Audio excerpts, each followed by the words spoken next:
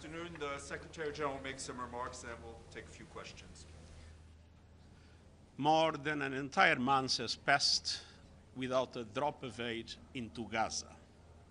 No food, no fuel, no medicine, no commercial supplies. As aid has dried up, the floodgates of horror have reopened. Gaza is a killing field, and civilians are in an endless death loop. Certain truths are clear since the atrocious October 7 terror attacks by Hamas. Above all, we know ceasefires work. The ceasefire allowed for the release of hostages. The ceasefire ensured the distribution of life-saving aid. The ceasefire proved that the humanitarian community can deliver. For weeks, guns fell silent, obstacles were removed, looting ended, and we were able to deliver life-saving supplies to virtually every part of the Gaza Strip. That all ended with the shattering of the ceasefire. Hope sank for Palestinian families in Gaza and families of hostages in Israel. And I was reminded yesterday when I met again with hostage families. And that is why I've consistently been pushing for the immediate and unconditional release of all hostages, a permanent ceasefire, and full humanitarian access. In times like these, we must be crystal clear about the situation. With crossing points into Gaza shut and aid blockaded, security is in shambles and our capacity to deliver has been strangled. And as the heads of UN humanitarian organizations declared in a joint statement yesterday, and I quote, assertions that there is now enough food to feed all Palestinians in Gaza are far from the reality on the ground, and commodities are running extremely low. End of quote. We must also be clear about the obligations. As the occupying power, Israel has unequivocal obligations under international law, including international humanitarian law and international human rights law. Article 55, paragraph 1st of the Fourth Geneva Convention provides that, and I quote, the occupying power has the duty of ensuring food and medical supplies of the population. End of quote. Article 56, paragraph 1 of the Fourth Geneva Convention provides that, and I quote, the occupying power has the duty of ensuring and maintaining the medical and hospital establishments and services, public health and hygiene in the occupied territory. End of quote. It further states that medical personnel of all categories shall be allowed to carry out their duties. And Article 59, paragraph 1st of the Fourth Geneva Convention provides that, and I quote, if the whole or part of the population of an occupied territory is inadequately supplied, the occupying power shall agree to relief schemes on behalf of the said population that shall facilitate them by all means at its disposal. End of quote. None of that is happening today. No humanitarian supplies can enter Gaza. Meanwhile, at the crossing points, food, medicine, and shelter supplies are piling up, and vital equipment is stuck. International humanitarian law also includes the obligation to respect humanitarian relief personnel. And I want to say a special word about those humanitarian heroes in Gaza. They are under fire, and yet doing all they can to follow the path they choose to help people. UN agencies and our partners are ready and determined to deliver. But Israeli authorities' newly proposed authorization mechanisms for aid delivery risk further controlling and callously limiting aid down to the last calorie and grain of flour. Let me be clear. We will not participate in any arrangement that does not fully respect the humanitarian principles: humanity, impartiality, independence, and neutrality. Unimpeded humanitarian access must be guaranteed, and humanitarian personnel must be given the protection that they are accorded under international law. The inviolability of United Nations premises and assets must be respected. And I call once again for an independent investigation into the killing of humanitarians, including UN personnel.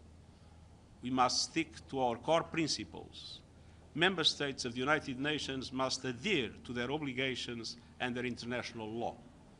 There must be justice and accountability when they do not. The world may be running out of words to describe the situation in Gaza, but we will never run away from the truth. The current path is a dead end, totally intolerable in the eyes of international law and history. And the risk of the occupied West Bank transforming into another Gaza makes it even worse. It is time to end the dehumanization, to protect civilians, release the hostages, ensuring life-saving aid, and renew the ceasefire. Thank you.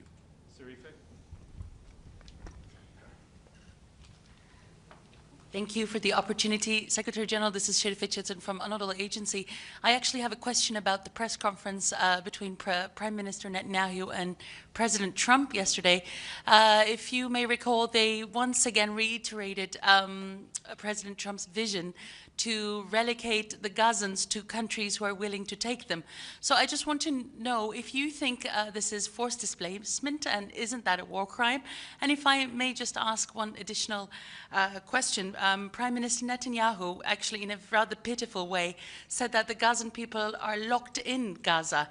I just want to know, in your opinion, who is locking the Gazan people in there? For example, is the UN able to, carry out urgent medical evacuations if they want to? Is this a possibility right now in Gaza? Thank you. Palestinians must be able to live in a Palestinian state side by side with an Israeli state. That is the only solution that can bring peace to the Middle East. Medical evacuations are absolutely essential, and everything must be done to increase the number of medical evacuations. And forced displacement? Sorry?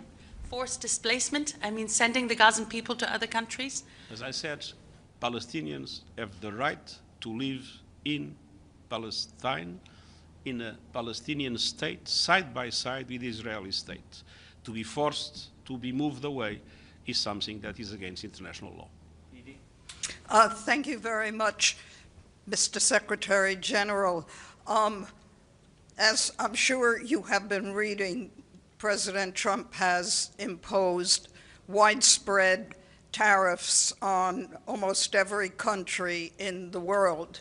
I wonder if you could give us your reaction to this, and are you concerned that this could lead to a global economic recession? I've been clarifying my position about this issue time and time again. Trade wars are extremely negative. Nobody wins with a trade war. Everybody tends to lose. And I'm particularly worried with the most vulnerable developing countries, in which the impact will be more devastating. I sincerely hope that we will have no recession, because a recession will have dramatic consequences, especially for the poorest people in the world. Gabriel? Mr. Secretary-General, Gabriel Elizondo from Al Jazeera English. In your remarks just now, you said the world may be running out of words to describe the situation in Gaza. However, much of the world does have a word to describe what's happening in Gaza, and that word is genocide. You have been consistent over the last 18 months that you feel it's up to a relevant international court to determine if a genocide is taking place in Gaza. However, my question, sir, is, do you understand how so many people around the world do look at what's happening in Gaza as a genocide? I think that the situation is sufficiently horrible not to be worried with the semantics. There is a competence of the International Court of Justice, and the International Court of Justice was seized exactly in relation to that. And the International Court of Justice is a body of the UN, and I respect the decisions of the International Court of Justice. But as I said, the situation is absolutely horrible. There is no doubt about that. Abdelhamid. Thank you, Mr. Secretary-General. Abdelhamid Siyama from the Arabic daily Al-Quds Al-Arabi. Mr. Secretary-General, you keep saying nothing justifies October 7. You keep repeating that all the time, that nothing justifies what happened on October 7. Is there anything justifies 56 years of occupation? Is there anything justifies the settlement activities? Is there anything justifies bulldozing many thousands of Palestinian homes? Is there anything justifies the invasion of Jerusalem and not allowing Palestinians to go to the Holy Mosque? Why you keep repeating that as if history started on October 7? Thank you. If you listen carefully to what I say, I always say, when I say nothing justifies the October 7 horrible terror attacks by Hamas, I always add, and nothing justifies the collective punishment of the Palestinian people. And all the things that you have been described correspond exactly to the collective punishment of the Palestinian people. Thank you very much. Thank you. Thank you very much. Human Rights Council